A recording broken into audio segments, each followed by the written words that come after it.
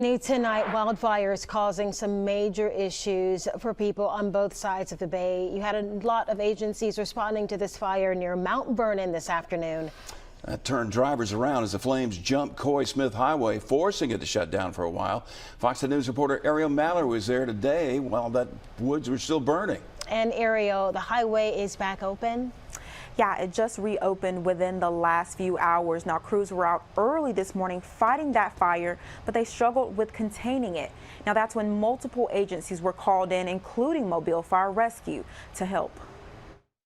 I hope this isn't somebody starting a fire. I hope it was something else and not somebody. Fast-moving fires continue across Mobile and Baldwin counties as high winds fuel the flames. This fire happening just north of Mount Vernon, forcing a portion of Coy Smith Highway to close for several hours. A large response from multiple fire departments included Mobile, Washington, and Clark County. One family had a view of this orange glow from their backyard as crews fought to keep the flames away from homes. Well, yesterday we noticed some smoke, and then when I was on Facebook today, I saw where a lady was turned around on 96 because they wouldn't let her through because of a fire. So I called the police station and to find out exactly where it was, make sure it wasn't my house and I needed to come on home. By 5 o'clock, more than 90% of the fire was contained. This aerial view from an Aaliyah drone shows how much land was blackened. Holt says even her granddaughter was notified about the massive blaze at school. They announced it at school and I was kind of scared because they,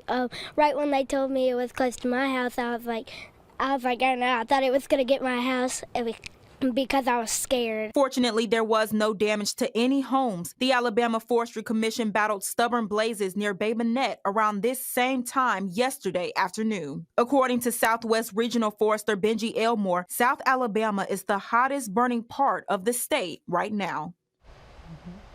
And a fire alert remains in effect for 8 of the 12 counties in the Southwest region. Now, people are strongly encouraged not to do any outdoor burning right now. Live tonight in Mobile, Ariel Mallory, Fox 10 News.